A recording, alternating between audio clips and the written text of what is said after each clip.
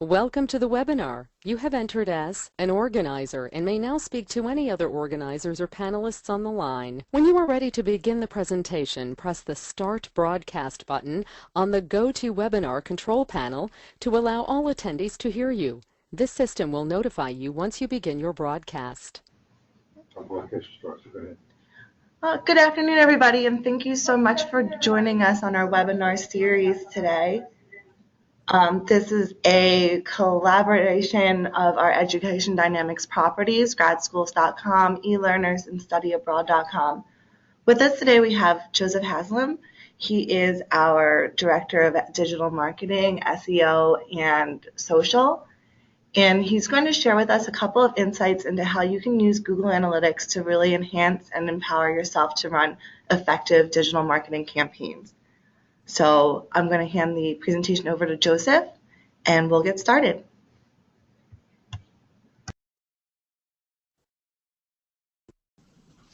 All right, thank you, Laura. We're actually going to go ahead and run this through. We will take Q&A at the end. We're going to go ahead and create a blog post with all the Q&A and put that out there in another couple of weeks. If you have any Q&A after,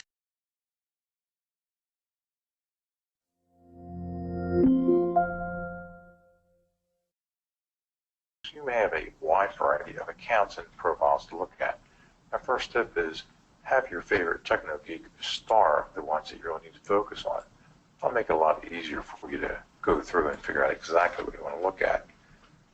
We're going to go ahead and clear the basic functionality of Google Analytics section by section. The first thing that you'll come into is the audience overview. The audience overview lets you take a quick look at the traffic, all sessions. We'll explain what that means in a couple minutes. And it gives you a default running 30-day view. You can easily click and modify here by coming up with a custom range or taking a look at certain pre-folds like today, yesterday, last 7 days, or last 30 days. You can also compare to previous periods. You can compare it literally to the last 30 days. I don't recommend you do that. Or you can go ahead and select custom periods as well. It's possible for you to compare to a year ago or select any other date range you want to. We're going to show you how to do these comparisons a bit later as well. Glancing over to the left here, we're mainly going to spend our time today in audience, acquisition, behavior, and conversions. You can click any one of these tabs to expand it or click it back to hide the details. Let's start off with audience. As we mentioned before, you're taking a look at your main traffic sessions. I'll show you these options here in a second. You can take a look at sessions, users, pages per session, page views, and a few other interesting stats as well, including language, browser, and operating system. You will also notice that the default view is by day. You can go ahead and make this by week or by month as well, depending upon the level of detail that you're looking at. Now, when we do comparisons, you want to line it up by day of the week. I'll show you why right now. If I just compare my previous period, which is my rolling 30 days, when I actually take a look at it, you will see how these different traffic patterns are cycling over the top of each other. They're not lining up by day. If I come out here, I'll see that I'm comparing Friday, May 15th against a Wednesday. Most websites have seasonal traffic patterns, and they certainly almost always have weekly traffic patterns, with typically the lighter traffic being on the weekends, depending upon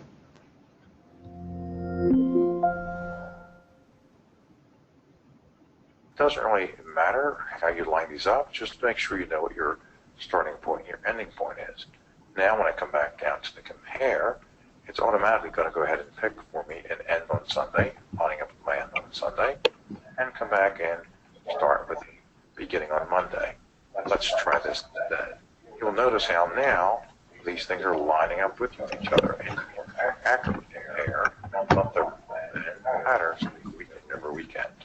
Let's clear some of the other ways to take a look at the data within Google Analytics. See here I'm looking at all segments, or I can add a segment. All sessions literally traffic from any type of source, whether it might be direct traffic, referral traffic, organic traffic, paid, and so on. Say I want to turn awful sessions. And I just want to focus.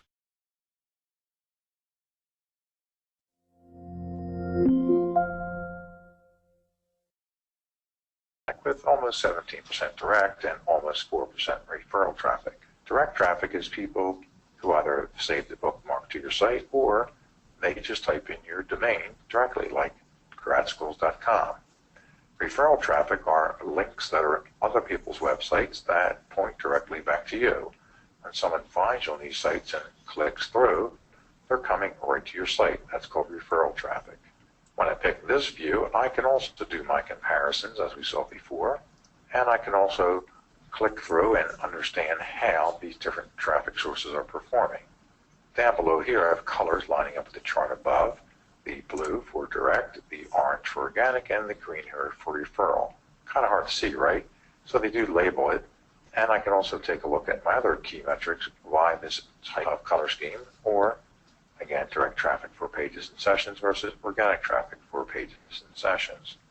One key metric that I want to focus you on is bounce rate. Bounce rate, well, they're saying it's a percentage of single page visits to your site. One famous analyst at Google said, a bounce rate is the single most important metric for your site, and what it really means is someone came to your website, threw up on your shoes, and left. You want to see this bounce rate being low. The site's very, very healthy with typically a 17% bounce rate for direct traffic and an amazing 12.68% for organic traffic. If your site's somewhere north of 20, you have some things you need to address on the site. And now let's clear some of the functionality with an audience. We have a number of different items that we can do. Notice that there's a slider over here, so you can scroll up and down this pane. And let's take a look at demographics. We can quickly take a look at the age of the people that are coming to the website, like how many people are male versus how many people are female coming to the site. We also have the ability to drill down in any of these by clicking through the chart or by clicking on the age or gender tabs here. When we do that, we get a nice little pattern showing the ages and when they visit on the website. You might be surprised to see peaks for different age groups coming at different times. That can give you a lot of other clues and information, so you can use that to figure out when you may want to run social media campaigns, or including Facebook or Twitter, or even paid advertising if that's what you're trying to do. You also have the ability to take a look at all the key metrics like sessions, new users, and bounce rate, and we can also take a look at conversions, something we'll spend a lot more time talking about later. What may be of interest here is to say that, interesting, the 18 to 24% age range has a much lower bounce rate than the 65 plus. Maybe there's something in the design we need to pay attention to facilitate that for the older group, if in fact that's our target audience. If you close this pane over here, just clicking up top, then you get a little bit wider screen, which sometimes helps depending upon the real estate you have to work with. A quick note now that I'm revealing conversions. Conversions is an advanced topic. We're not going to have time to address that here. But if you set up a number of different goals, and I'll just click all goals for now, then you can take a look at them. We set most of our goals just to be one, as in $1, 1 cent, whatever, and we do the math off the side. So in this case, we have 1,503 goal completions and a goal value of $1,503. I consider that to be a best practice for a number of reasons, because you can more easily do the math in your own head, how a certain goal is performing, and yet still get the robust analytics to see how your website is performing against the goals with just a glance here within the system. Let's go open our pane back up and take a look at some of the other functionality. Let's slide down and take a look at interests. If you have retargeting from Google turned on, then you can take a look at the affinity categories that people have who visit your site. An affinity category is something that you may use for retargeting or remarketing, and also shows you interesting things like 6.47% of the people are also looking for employment opportunities. Or over here you can say that 5.16% are TV lovers or 2.83% are music lovers. Seeing the other interest and affinities that people have that come to your site may give you ideas for content. along with the retargeting or remarketing opportunities as well.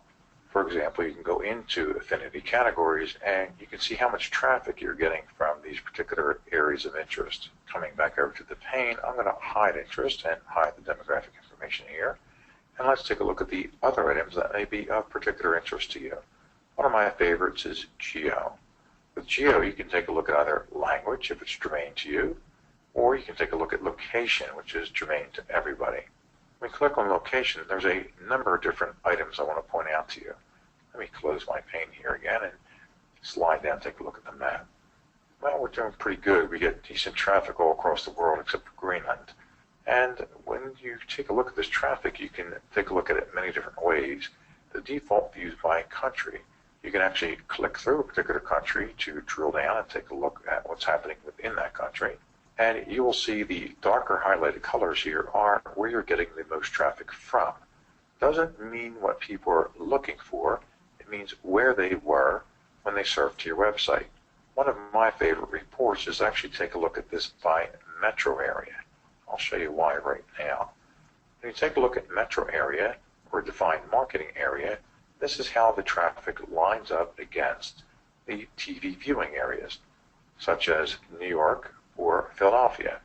One really interesting bit of trivia is that there is no such thing as New Jersey when you're taking a look at metro areas. New Jersey's either part of New York or it's part of Philadelphia. New York also canvasses a number of other areas as well. Let's drill down and take a quick look at that. When you drill down in a metro area, it highlights that particular area for you in the map, and then you can take a look at any number of different areas within the greater metro area, such as New York City, Stony Brook, Edison, Stamford, Connecticut, that are all part of that. And you can find out where your traffic's coming from and take a look at all your key metrics, including new users, bounce rate, and your goal conversion rate by these areas. 3.62% for Stamford, Connecticut. That's interesting, actually. Some sites, such as our Study Abroad site, have a lot of different languages coming at it. Let's slide down and take a look what's happening here.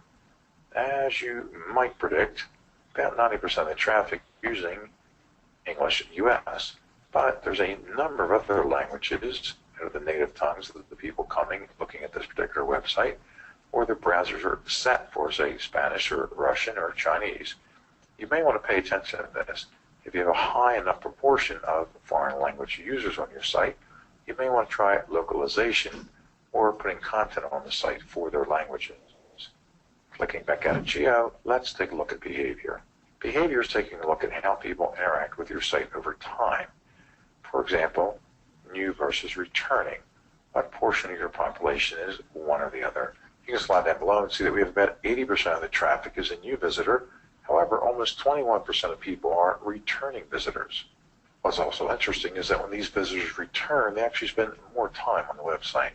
Taking a look at the engagement report shows you how many sessions you have in page views and what the duration for these sessions are. Not too surprising that it's low duration. It's a pretty fast website, but you can see that some people are on for quite some time. 181 to 600 seconds, we've had over 40,000 sessions. A session is when someone logs in and spends 30 minutes or less on your website. The same person can come back and create a second session or even a third session. So sessions do not directly equal users. That's what you figure out with your new versus returning report here. In this case, we already established that about 80% of people are new, and another 21% are returning visitors. Those returning visitors would count for a second or maybe even a third session. Let's take a quick look at technology now. We can take a look at either browser and OS or network. Under browser and OS, we take a look at the popular web browsing systems, including mobile ones that are hitting the site. For example, since this is a grad school site, you would expect to see Chrome because that's what the smart people are using. And you can see IE still hanging around at 14%. But we're also picking up Android browser, Opera Mini and Opera, which are also used on Android systems, Amazon Silk coming from Kindle devices, and there's even some BlackBerry users out there.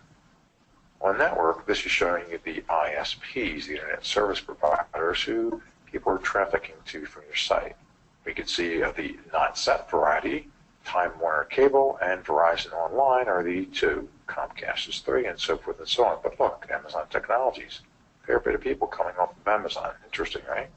We can also take a discrete look at mobile itself. Let me open this up, show you the overview. This report is going to go ahead and show you by device category who's coming to your site. In this case, desktop's about 68%. Mobile is almost 25.5%, with almost 7% sitting here in tablet. You can take a look at again, how many new sessions there are for the person, and go all the way across and take a look at things like the bounce rate, which is pretty low, the pages per session, and again, goal conversion rate and goal completions. You may want to pay particular note if these ratios here are out of whack. If your mobile is a lot less in terms of goal conversion rate than your desktop, then you probably need to pay attention to the mobile optimization of your site. If you really need to or want to get fancy, you can actually take a look at the different mobile devices that are driving traffic to your site. Just scroll down to take a quick peek at this here. By far and away, the Apple iPhone and Apple iPad are leading the charge here, with Samsung with a number of different devices coming up behind. Don't be fooled about this, though. Apple's pretty good about summarizing all its different devices against one iPhone and all the iPads against one iPad. There's a lot of different Samsung and some Microsoft devices below, and if you add them all up, they're still not going to rival the Apple. The Apple's 46.85% just for the iPhone alone. But you can see the fragmentation of the Android devices. In this case here, I'm showing 10 rows. But I have 1,660 different mobile devices coming to the website. That's an awful lot of devices to have to optimize for. All right, we've cleared our first section on audience. Let me go back to the overview for a second. The audience is you're taking a look at the basic data of who's coming to your site, where they're coming from, including country, language, and device type. You can also do comparatives, and you can break it down by sections. You really want to pay attention to new visitor versus returning visitors and take a look at their basic experience. In this case, what is the bounce rate? How long are they spending on the site? How many pages do they look at per session?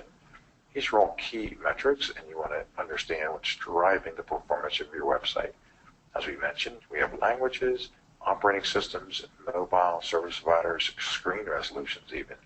You can click from the Overview tab to get into any of these here, for example, screen resolution, or you can go ahead and browse to it from the left nav over here. Let me go back to that, pause for a minute for some key points in Q&A, and then we're going to clear the next section of analytics called acquisition.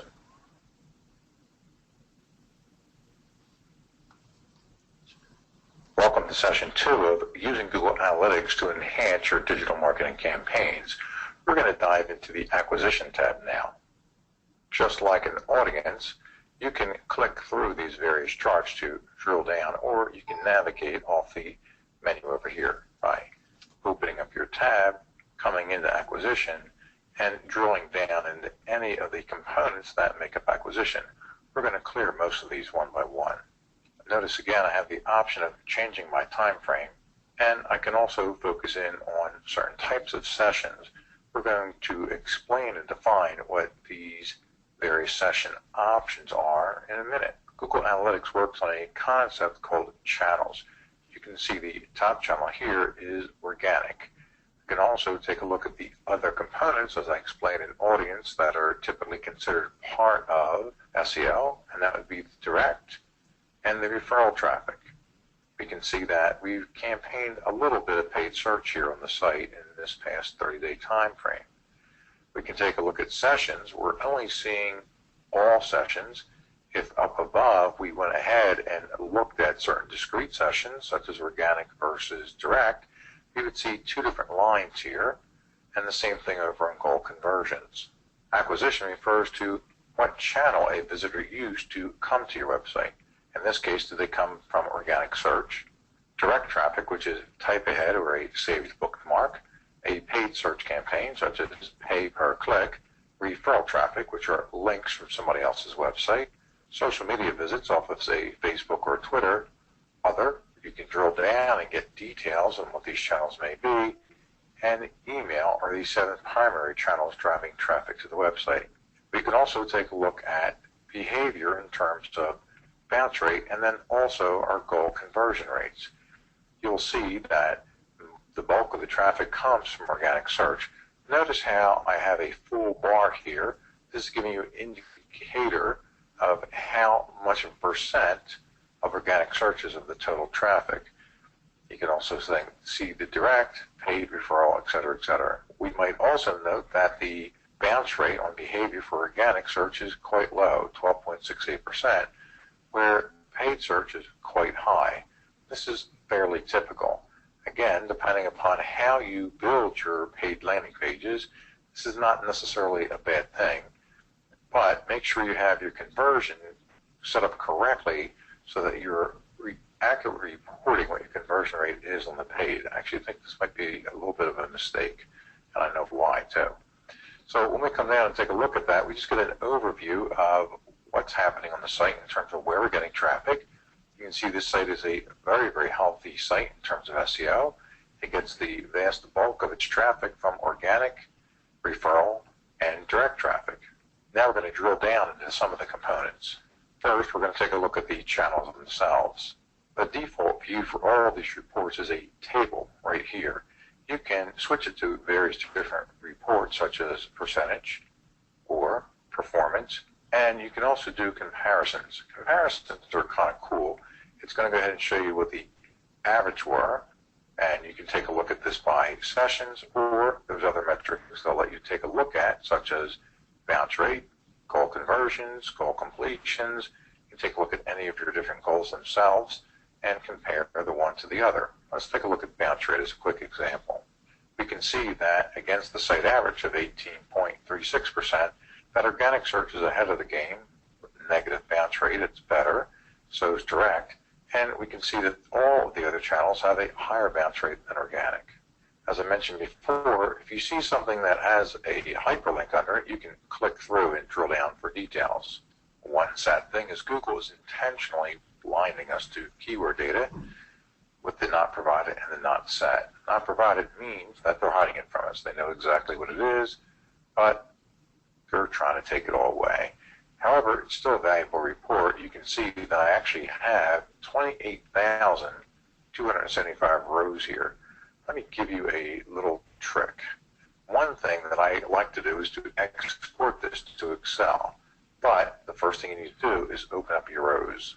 I've opened up the 5,000 rows, and right here you have an export tab. You can click that and get any number of different formats. Typically I'm saving it just directly to an Excel sheet. Why 5,000 rows? Google will only export the amount of rows that you have on the screen. It's kind of stingy that way. So in order to get this report going, I'm going to have to export it 6 times by advancing my page views. You can drill down here as well.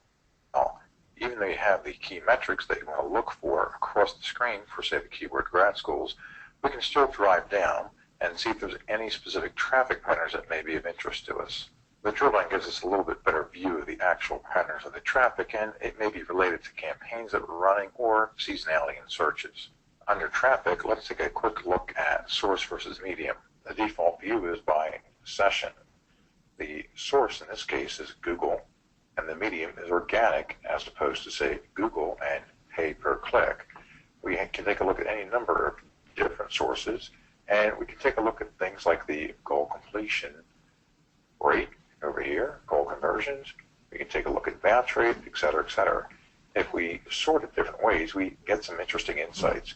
For example, when I click on goal conversion rate, I see I have low referrals, say from this here, or gshoward.edu, but actually have a 200% goal conversion rate.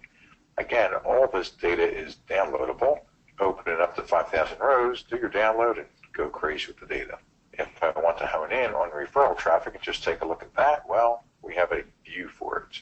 I have a list of all the websites that have sent me referral traffic, and I've organized it by goal conversion rate, or you can organize it by sessions. This gives you an idea if your outreach efforts have been working for you. For example, if we worked with calvin.edu and we have a link on their page, we can see that we've gotten 4 sessions, and one of those have converted for us. If you see something that's having a very high bounce rate, for example, this page here on UCF EDU has a 50% bounce rate, well, you may want to dive into this and see where it's referring the traffic to. Perhaps it's just not appropriate, or there might be a broken page underneath of that. So pay attention to things like behavior, bounce rate, and also your goal conversion rates when you look at the referral traffic. You may actually want to go back and ask them to take the link down if it's causing you a high bounce rate. Let's quickly take a look at AdWords and then search engine optimization. If you're running AdWords, you want to integrate it with Google Analytics. It'll give you a lot of very valuable information. There's many different ways to look at the AdWords data. I'm looking at keywords right now. I can see what the actual keywords, such as master's degrees, that were used to drive traffic to the site, and I can glance across to take a look at things like my behavior, my average pages per session, and so on. We do not fully have this integrated into Google Analytics. We don't have the conversions coming in correctly, so we still need to use AdWords for that. But it still gives valuable information as to what people are seeking for in pay-per-click and helps you to focus SEO campaigns. There are many other things you can do. For example, take a look at the hour of day, the destination URLs, etc., and drill down and get valuable information on how people are behaving once they come to the website. Let's turn to search engine optimization. We have the option of taking a look at queries, landing pages, and a geographical summary of where people are coming from. In diving into a query, we can see the actual queries that Google are allowing us to see, the impressions we have, the clicks, and the average position we have on page. It's very valuable information. Again, what you want to do is open it all up to the 5,000 rows and export the data. Again, we can click and look at things like the average position or the click-through rate. We have literally hundreds of words that are showing up in the #1 average position. We can take a look at something like ABA graduate programs, for example, and see that we had 35 impressions. That means during this time frame, it was searched for 35 times, and we received 62.8% of all those visitors. That's right, 62.86% of the people who searched came, 22 of them, to the grad school site.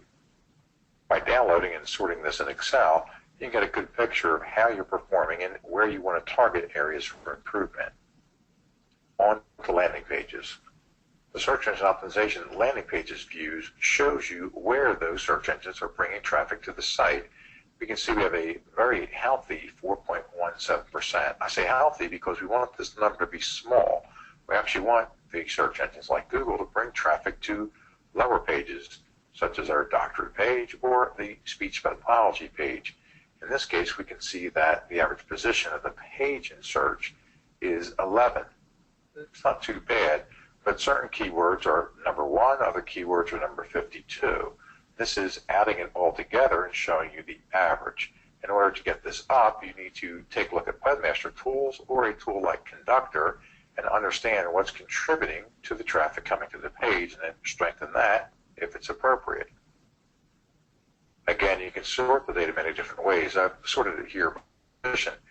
The site average for all pages on the site is 18, and I can take a look at what's really #1, 2, 3 in terms of all the different keywords contributing traffic to a page.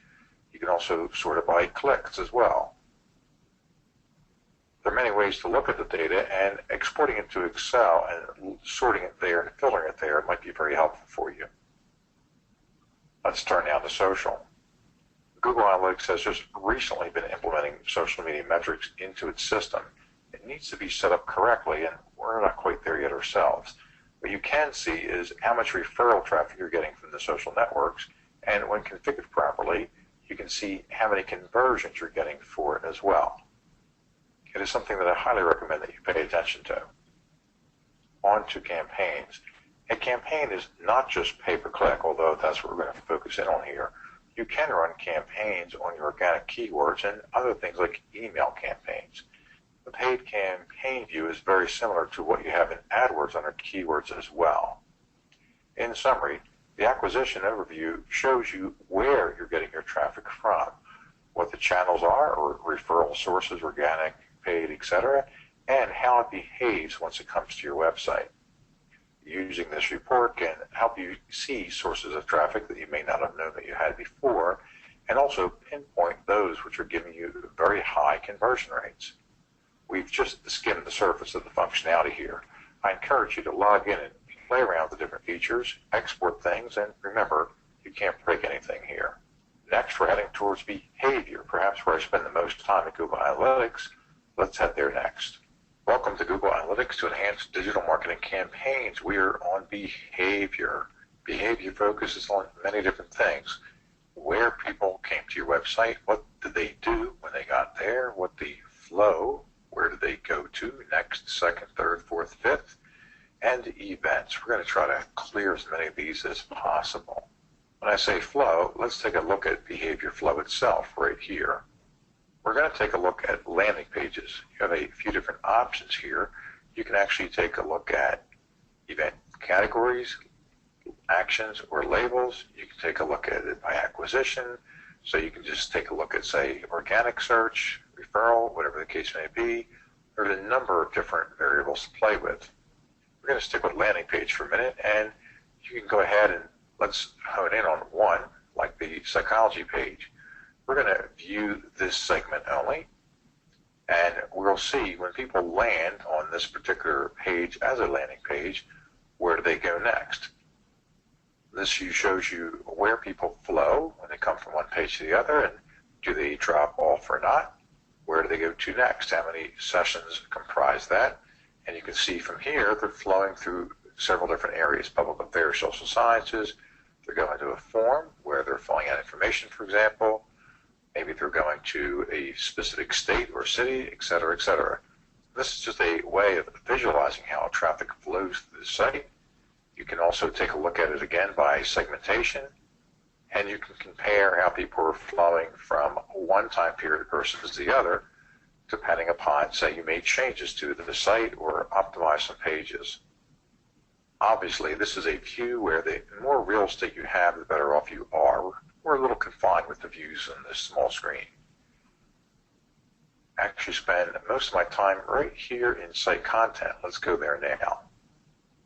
There are many different ways to look at the data. I'm on the content drill down. You can take a look at these are major groupings, for example, graduate schools in the United States or the master's level.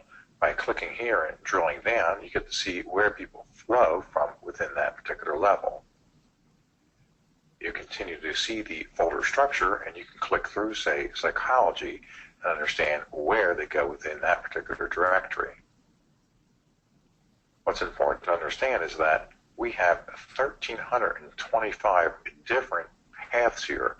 So we can, again, sort them by the bounce rate, the average time on page, page views. There are other options you have here that you can click and play around with as well. Again, go ahead and play with it.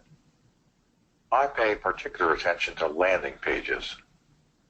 Again, the landing page is where the traffic came to in the first instance. I'm not filtering this in any way right now. Let me change it to be organic only. Again, up here, just click Add a Segment, turn off all segments, and then you can go ahead and scroll down and find Organic and turn that on. Click Apply, and now I'm looking at the organic traffic only. This is a very important view. We can see that less than 4% of the organic traffic comes to the home page. This site is very, very fragmented. Google Analytics is actually tracking over 17,000 landing pages for traffic on the site. By fragmented, that's an excellent thing for SEO. You want to see the traffic going to as many different deeper pages within the site as possible. However, not all these sites perform equally. For example, we have an article here, How to Write a Letter of Intent for Graduate School. It's fairly high, the 8th landing page on the site. By glancing over here, you can see it's not converting for us. When people land on this, they're reading the article, but they're not necessarily making any money off of that. Do we care? Do we not care? Do we want to monetize it? Those are all the types of questions that you can ask yourself by looking at the data here. Another very interesting component is, what do they do when they get there? In this case, on this particular Write Letter of Intent, they're only averaging 1.27 pages per session. Up on the home page, when they come there, they're looking at 12.39 pages per session. We can also see that the goal completion rate off the home page is 5.58%. Again, you can open up all this data and start exporting it to Excel and get some really good data analysis. One feature I have not talked about yet is this little arrow symbol here. If you click this, it will literally open up the page so that you can go ahead and view it live on your site. As always, since these are hyperlinked, you can click on them and drill down. The drill down gives you the opportunity to isolate the traffic for the page and take a look to see if you see any patterns. We just changed the URLs around, so we now have programs versus all levels. You can see when we started that. Obviously, it was on Tuesday, May 5th. We'd have to use a custom report using something called a regular expression or regex to be able to compare those two pages together. It's not as hard as it seems. Find a techno-geek and learn how to do a little bit of regex.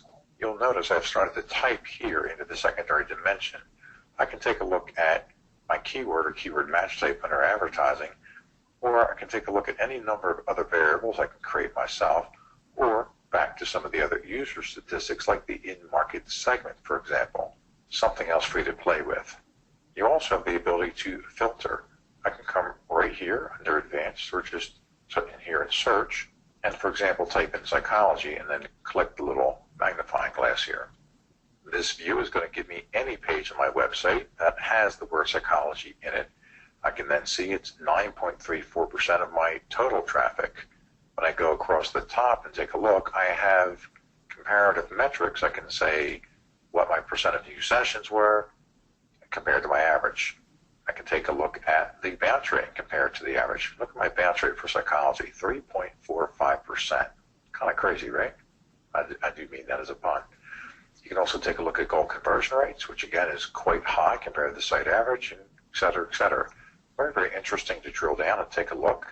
If we also click on advance, you can see I have a matching a regex or a regular expression right here under psychology, but I can also add other dimensions to the report. This is a way of doing advanced filtering, and it's something I highly recommend that you take a look at. I also clicked one of the other views. We're looking at the comparative view here, and we have the ability to compare any of the key metrics, such as sessions, to the site, or I can take a look at bounce rate, pages per session, whatever the case may be. This gives you an idea of how strong this particular section of the website might be. You can already see, compared to the site itself, we have some pretty amazing numbers here. One feature I'd like to get into very briefly is content groupings. You can see I currently have none selected, but I have the ability to pick any number of different content groups here. It's something that we've set up using Google Tag Manager. I'll show you some resources at the end to explore this if you'd like to. Right now I'm running a custom report. This particular report is content groupings. With content groupings, I can gather together pages. For example, if I want to take a look at what's going on with graduate schools in or graduate programs or my all levels, I just click through and I can start to look at it by category, then subject, then specialty. I have my main categories here, and I can drill down into any one of them to understand better what's happening within these groups of subjects and specialties.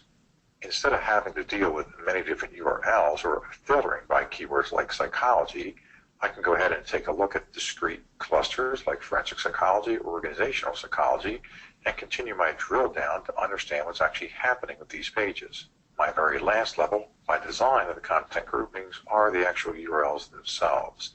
Again, you can go ahead and click through any of the different metrics to understand what's happening with them. You can also download this to Excel. If you have content groupings established, you'll see them right here underneath, let's say content. Right now, I'm highlighted here showing I'm looking at the page view, but I can click on one of my content groups and see that appear on the pane instead. Not everything is set, which is why you're seeing the not set here for any given content group. I still have the ability within here to drill down one of the content groups that are set, or I can explore what's not being set and see if I can reconfigure them. By drilling down this way through psychology, I get to look again at the organic traffic for all the different URLs, and I can start to compare the different metrics such as bounce rate and unique page views or average time spent on the page. Again, what's important to understand when you're looking at these is, what are your segmentations? I'm looking at organic traffic only. What are your date ranges that you're looking at, especially since I know I'm missing data here in my last couple of days because of analytics. I have my landing pages down below, and I can export these once again to take a look at them in Excel. and understand which landing pages are performing better than the others. Another handy-dandy feature is right here under Site Speed. Google is only going to sample your pages. I have lots of pages that are viewed, but they're showing me about 13,500 of them. You have the ability to take a look at overall metrics like what was the page load, 4.42 seconds is pretty good. And you can go ahead and take a look at it by browser, by country, and by specific page. This can quickly show you if you have any problem pages. Perhaps somebody loaded a way too large image and you need to go ahead and optimize it for your website. Google lets you drill down further with page timings, speed suggestions, and also user timings as well. It's all very valuable information. Again, some more homework for you to play with. We have the ability also to take a look at site search, what people are actually looking for in your site through a search feature. Very, very important if you have that turned on, because people, if they can't find what they're looking for, they're actually telling you the content that they want you to build. We have events, and let's take a quick look at those. Under events, you have categories. We have client versus another category here. You could also have user interaction, UI or user experience. There's a number of different ways you can categorize things. If you drill down within an event category, then you start to take a look at the actions that are associated with that category. You may have actions such as a PDF download, sign up for a newsletter, actually enroll in something, any number of different events that you can set up. And then those events you can turn into conversions if you want to. You use events to track things that are important to you, things that you want to capture the user doing or not doing. You can then also have labels within the events that tell you that they actually downloaded a certain PDF, or they signed up for something very specific, or they actually enrolled in a specific program. Google also has the ability to track Adsense if you have it on your site, or experiments that you may be running, say with a tool like Optimizely, or you can take a look at in-page analytics. That'll let you actually see where people are hovering and or clicking within your site, what links are actually clicking, and how they're navigating. Google also has a Chrome plugin that if you're viewing your website, you can actually see marked up on your website where those clicks are actually taking place. As with almost any screen in analytics, you have a lot of different functionality. We're looking at page views here as the default for the overview, but you can take a look at bounce rate, average time on page, unique page views, whatever it is that you like to look at there. Plus, you can create some custom reports. Remember, on behavior, we have is the ability to see where people came to the site, where they actually landed on the site, what channel they landed on. You can go ahead and segment that. You can see where people exited or bounced off your site. You can see whether they converted and where your higher converting pages were. There is a plethora of information available here. I could spend 2 hours just giving you a quick overview of it. So what are you going to do? You're going to go and play with it, aren't you? You better. I gave you permission. All right, we're just wrapped up on behavior, and now we're on to conversions. Google Analytics for digital marketing campaigns ends here with conversions. We're going to take a look at goals themselves, take a look a little bit at multi-channel funnels. E-commerce is something that you have set up for a site specifically with products. We'll glance at that real quick, and we'll wrap up with some resources for further study and play. As I'm sitting here in the overview itself, it's giving you some summary information, showing you what your main goal completion locations were. That's kind of interesting, but they're all forms. You would need to know what these codes mean to interpret anything from that. But before we jump too far down in here, let's take a quick glance at how you set up goals in the first place. In order to do that, you have to start with the admin section of Google Analytics. Every profile that we're looking at down here, or view, is sitting within an account. You can have many, many different accounts. Those accounts can have many different properties within them. And then any given property can have many different views. We're looking at a particular view. These views can be customized many different ways. You can include or exclude paid traffic, for example. You can hone in on very specific traffic. You can exclude internal traffic, a lot of different things you can do. Right here, we're going to set up some goals. We take a look at this. We have a number of goals that are already established. Let's quickly look at how you might set up a new goal. You have two basic choices. You can use templates that Google provides. They're fairly comprehensive. Maybe an online payment, for example, or somebody uploaded or finished an online application, exam, or a form. We could use this for ourselves for an inquiry and say somebody submitted a very specific form, and therefore that is what created our goal. We're going to go ahead and pretend to set up a goal because I want to show you the customization. In this case, we can do duration.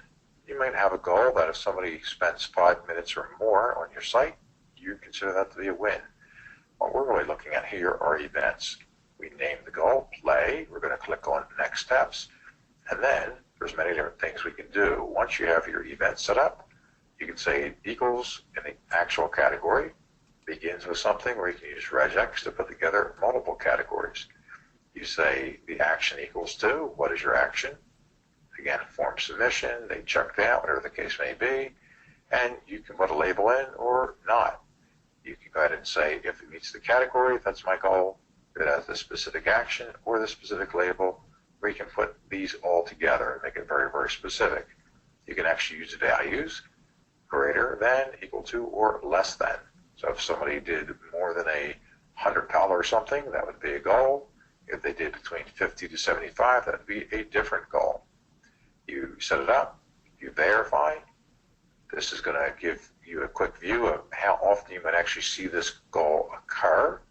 And if it all works, you say create, boom, and away you go. Once you have some goals established, you can look at them one by one like I'm doing here, or you can say, let me take a look at all goals.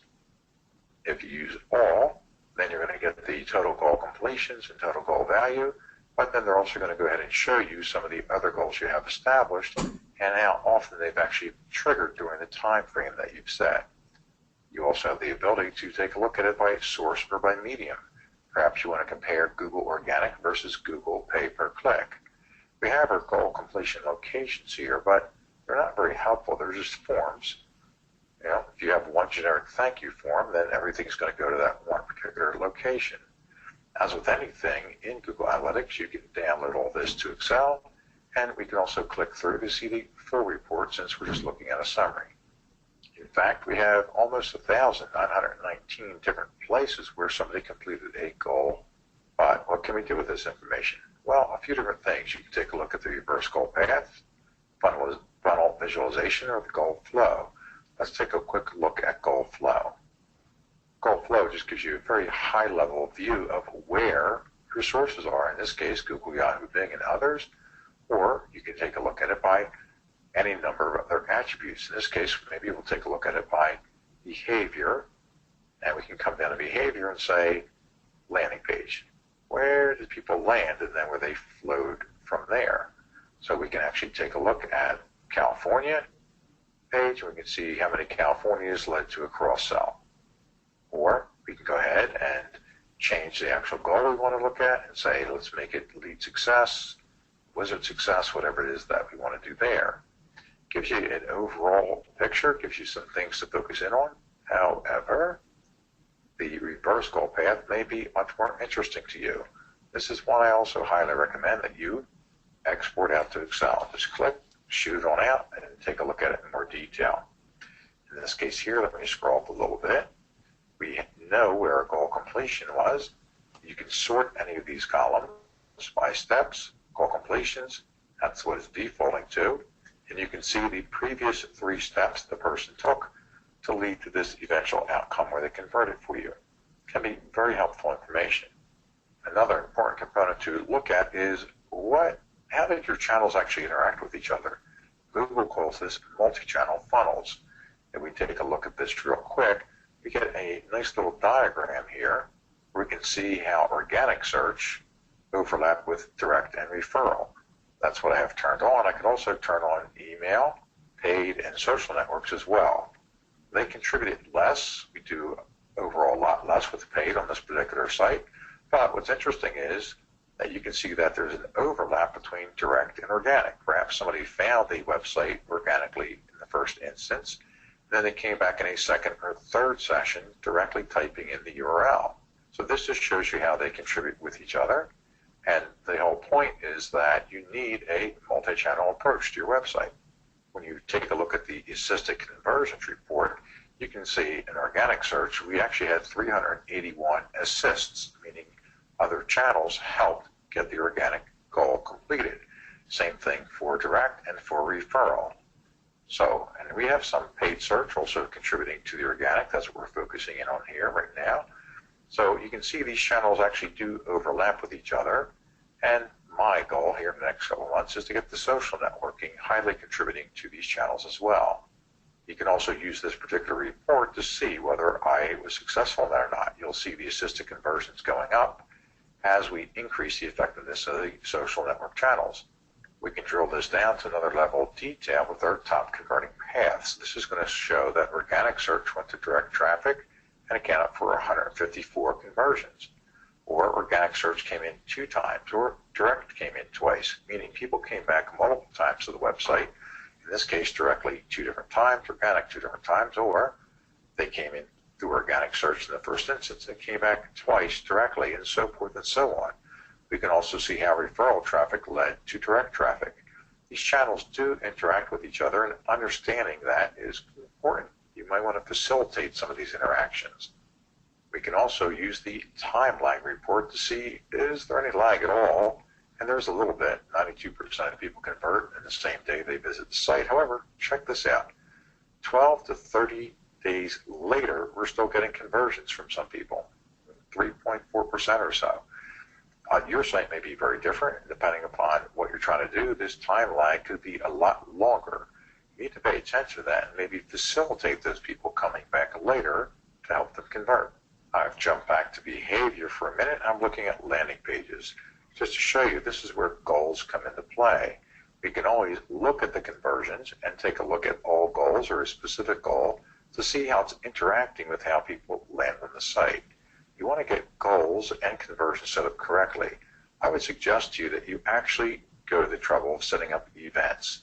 We didn't cover events in this session. It's kind of intermediate, but if you're going to play with it some, start playing around with events, get them set up, and then figure out which events you actually want to have as a goal. And then you can start to measure the effectiveness of all of your digital campaigns by how they're actually converting against the web pages that you're targeting on your site. Well, we've covered a ton of material, and I'm sure you have a lot more questions than we got in the Q&A today. We are going to be putting out a blog post about this, and I'm also leaving you a slide here at the very end with additional resources. Please feel free to contact me directly through LinkedIn, or you can send me a tweet. And you can also follow up with the blog post we have to look at more answers to the Q&A, and also take a look at the resources we're putting on here. Especially, you'll see this Scoop It board that I curate on Universal Analytics, the new name for GA, and also Google Tag Manager. Many, many, many things you can do. For example, I can correlate weather with my website traffic. If it's a really stormy day, am I getting more traffic or less traffic? Why would you need to know that? Well, that's an intermediate course, and you're not going to get the answer here. Anyway, go out and play, have fun. You can't break it, export it to Excel. And to all of you, I wish you continued success in your digital marketing endeavors. Okay. So obviously, we covered an awful lot of material very quickly today. We do have some Q&As, and I promise you if you send them in today or email them to Laura later, we'll get to as many of them as possible in the blog post. Also, I'll be writing that myself, and you can certainly tweet me or LinkedIn me. I'd be happy to answer a question for you. We have a couple different Q&As that she put in front of me here. I'm going to hit a couple of them real quick. One of them was, hey, how do I get to Google Analytics in the first place? You Google it. You just Google how to get to it. And the reason why I say that is they actually change how you're logging in probably more often than I change sports jackets. It's like every 2 months they got a different way you're going to get there. So typically, you know, when they really change it up, I just Google myself how to get to analytics. One interesting question was with campaigns and the use of IP targeting and retargeting pointing to our admissions site, and since we're not permitted to access our Google Analytics, but able to request Excel reports, besides the geolocations, what are the other main areas of GA to request to get the most out of analytics of the targeting efforts? Long question, excellent question. Hopefully you got a much better feel for some of that here today. I would say that if you're really doing retargeting, You want to focus in on those pages that you're bringing the users back to, get very specific landing page reports, and get them to hook it up for you to look at either events or conversions. Ideally, they have conversions, whoever's doing your GA has conversions established for you, and quite frankly, you want to see where the money is. Are you getting the money for that or not? I would actually maybe sue, like bang them on their head or something and get access to analytics, even if it's just read access, or at least make a monthly reporting meeting when they're walking you through some of the features, and then you can certainly turn around and say, by the way, can you email that to me on a routine basis or export that data to me? We have one last question here. How does Google detect how much money comes from a determined group of people? Well, the real answer to that question is we, the people, are telling this to Google, we're telling it to Facebook, we're telling it to any number of different people based upon our own activity as we're logged in.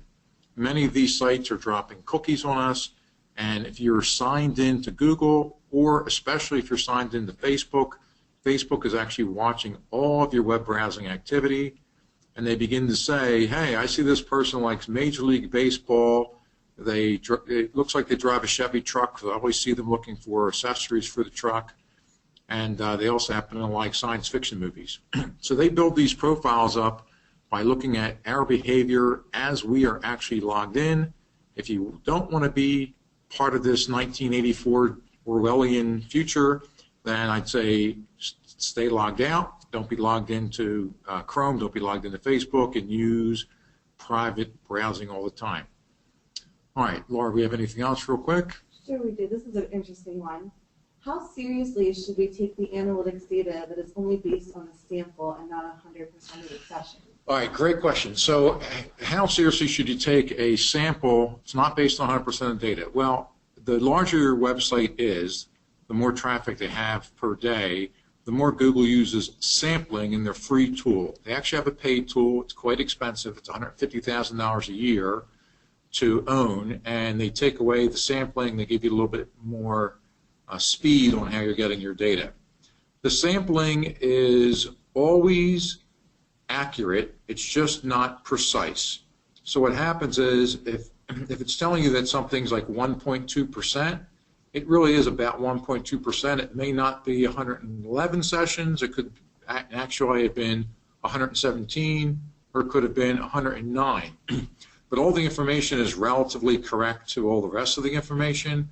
Unfortunately, even as you export, and people make mistakes with this, this is why it's a great question, even when you export data, you're still only getting a sample of all the information. You're not going to get comprehensive information from Google, so you got to be a little bit careful with that, but the data is actually very, very accurate. It's just not precise, if that makes sense.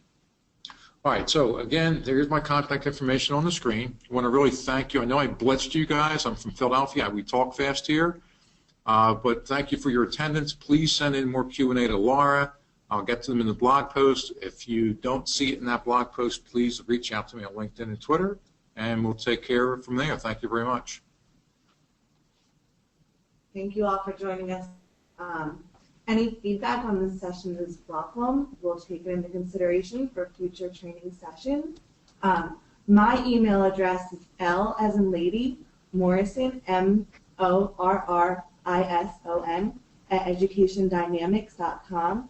So L Morrison, like Jim Morrison, @educationdynamics.com. And I'll be happy to field any of your questions to Joseph. All right, have a great afternoon and a great rest of the week. Cheers.